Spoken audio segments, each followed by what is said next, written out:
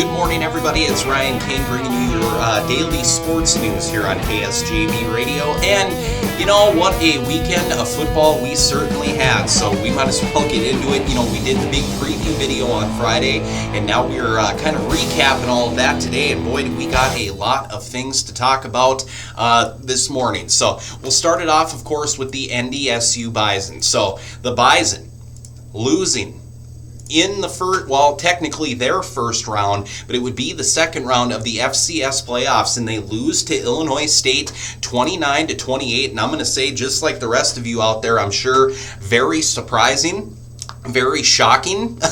As far as, you know, we looked in this game and it was like 21-0 in like the snap of a finger, and you thought, well, this is going to be a long day for the Redbirds, but it would be a long day for NDSU. It seemed like the defense for Illinois State just kind of woke up, was getting after Cole Payton in this game, and the big explosiveness and the domination that we have seen from the Bison throughout these past couple of months just was not there against the Redbirds. And there's a couple of things that kind of give me a bad sign of why the NDSU Bison lost this game. So we are in the second round of the FCS playoffs right now.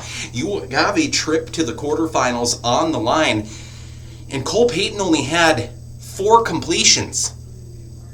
4 completions. You heard that correctly. 4 for 12 for 101 yards, and about 78 of those yards came on the first play touchdown to Bryce Lance. So that would be about it for Cole Payton in this one, and we noticed that the Bison kind of got off their usual track that we are used to seeing them do. They didn't run the ball as good as we usually know they do. They weren't passing the ball. They weren't keeping a defense unbalanced, and it seemed like something Illinois State was doing correctly was getting to the Bison, and all of a sudden, regardless of what was happening on the other side for Illinois State, let's remember this quarterback for Illinois State had 5 interceptions in this game.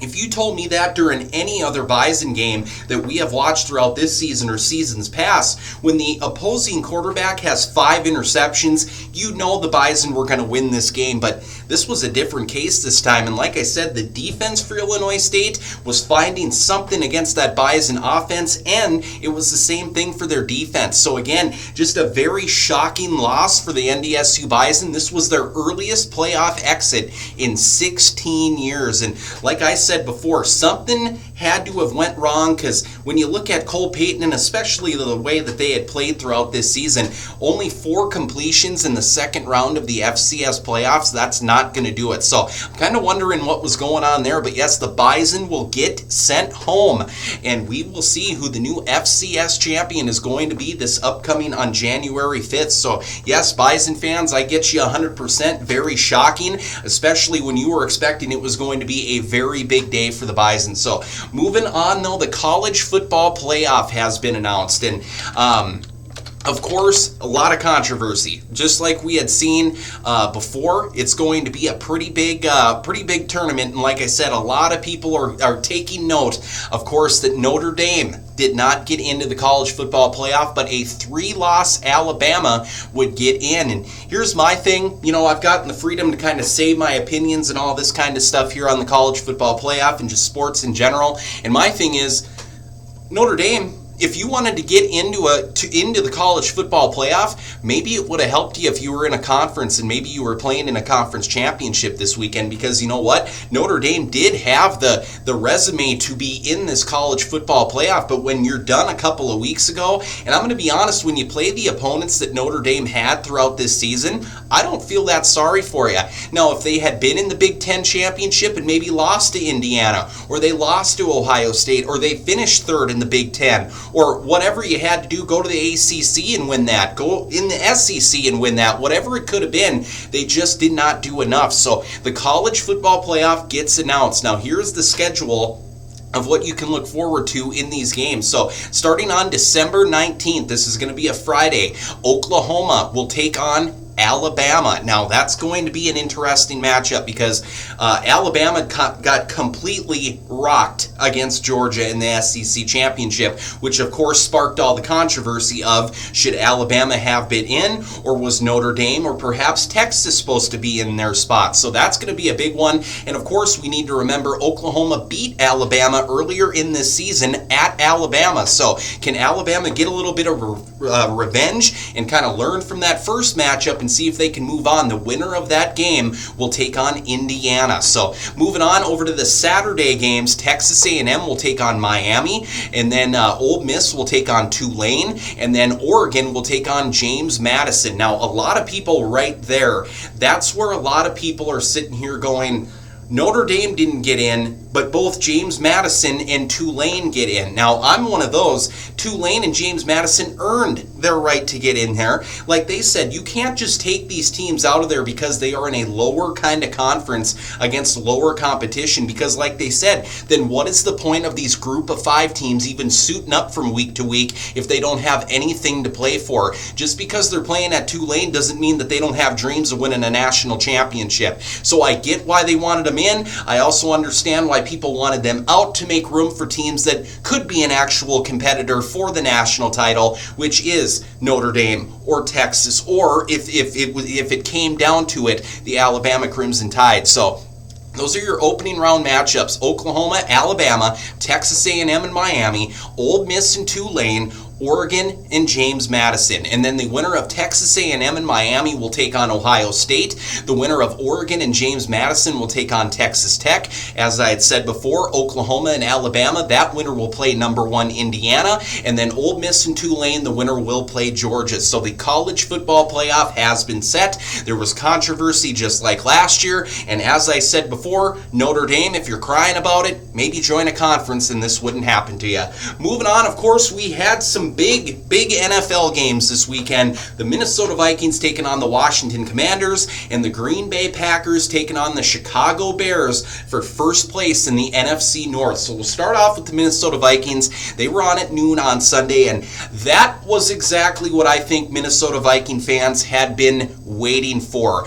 That was how the Minnesota Vikings should be looking when they are running an offense, when they are playing defense, and when they are playing other teams. And there was a lot of things that went right in the things that they were supposed to do in that game. J.J. McCarthy, we'll talk off with him right away. 3 touchdown passes in this game. He looked a lot more in control. His footwork looked a lot better. He looked like an actual NFL quarterback playing the position against this Commanders defense. He still had a couple of moments where he took a sack where he probably didn't need to. Maybe a couple throws were a little bit too high again, but he looked a lot better, and he's coming off that concussion injury. So he makes his return, and like I said, he ran the offense. As I have always been saying, he was steering the ship. So it was a good thing to see that for the Vikings. And then the defense was playing well as well. And, they even mentioned it during the broadcast a couple times that you've seen the theory, you've seen the formula of how the Minnesota Vikings have been winning games in the past. They were playing good defense. They were forcing turnovers, and the quarterback was steering the ship, getting the ball out to his playmakers and doing his job. So the Vikings would win that game 31-0. And doesn't it sound like such a typical Minnesota Viking thing when it comes to them being shut out last week against the Seattle Seahawks, but then they turn around and shut out the Washington Commanders this week. So again, that was a very good morale boosting win for the Minnesota Vikings. And all I'm going to say is for the rest of this season, yeah, Viking fans, you probably ain't going to be making it into the NFC playoffs. Totally understand that. But here's the thing. You have 4 more weeks. This is a perfect opportunity in these 4 weeks to let J.J. McCarthy improve,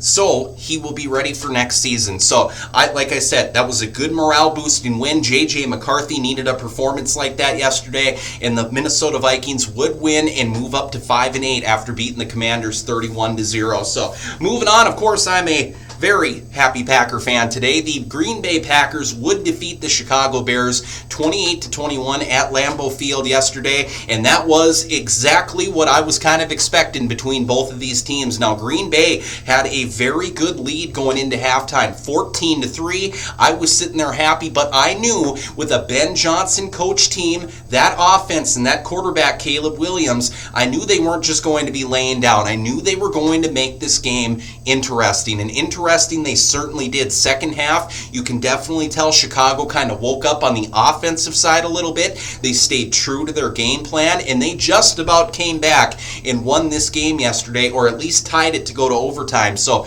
when we look at it, The first half, like I said, Green Bay's defense was doing their job, stopping the run, setting up long third downs or at least passing situations for the Bears offense. And all of a sudden, you could tell in that second half that they started getting things clicking, and it all started with their run game. And that was the thing that I was afraid of when it came to this Chicago Bears offense. When they get that run game going and they start battering it right down your throat, then that defense begins to get tired, and then that's when they open up the pass game, and that's how they managed to bring it back and tie it 21-21. But fortunately for the other side, the ownership of the Chicago Bears has transferred over from Aaron Rodgers to Jordan Love, because Jordan Love had a fantastic game yesterday. He does throw a weird interception in the first quarter. Again, I don't know what he was throwing to on that one, but after that, Jordan Love was elite in that game, including a 45-yard touchdown pass to Bo Melton,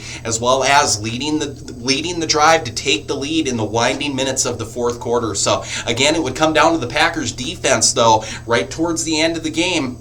Caleb Williams and that Bears team had a chance to tie it, or they could have went for two to go for the win towards the end there, but it would be an interception by cornerback Keyshawn Nixon in the end zone to seal it for Green Bay. And your new leaders of the NFC North for this week is going to be the Green Bay Packers. So they improved to 9-3-1. Stupid tie. Totally agree with you there. But yes, it's going to be interesting. Now, here's the thing. You think we're done with the Bears, but that is the unfortunate thing. Next week, the Green Bay Packers will travel to Denver to take on the Broncos, and right after that, they're going to Soldier Field for a Saturday night game against the Bears. So we're going to be seeing the Bears real quickly here, and I'm interested to see on how they learn from their mistakes in this first game and what we learned from our mistakes in this in the first game heading into that second game. So again, a very happy Packer fan. There was a couple of things they need to work on. Tried to give me a heart attack there right towards the end, but they would stay true and get the win. So let me know what your thoughts are on the Vikings, how J.J. McCarthy is doing. Do you think if he can do that, if you think J.J. McCarthy can do what he did against Washington for the rest of the season, does it at least give you a little bit more confidence going into next season, saying all that kid needed to do was get his licks in, learn a little bit, take a couple of bumps, and he's going to be just fine? Make sure to leave us a comment on that. We'd be glad to hear it. So this is wrapping up our daily sports update here on KSJB. Want to remind everybody, if you need some more sports news, maybe some local news or some farm and ag news, you can go and visit us at our website, ksjbam.com. For you sports fans out there, we also have that new KSJB Sports app. All of our sports coverage, all of our broadcasts, all of our schedules, anything, you can find it in one app right there, as well as this KSJB YouTube channel. Make sure to like and subscribe. We would certainly appreciate that. So this has been Ryan King with your daily sports update here on KSJB. Have a great rest of your day, and go Pack Go.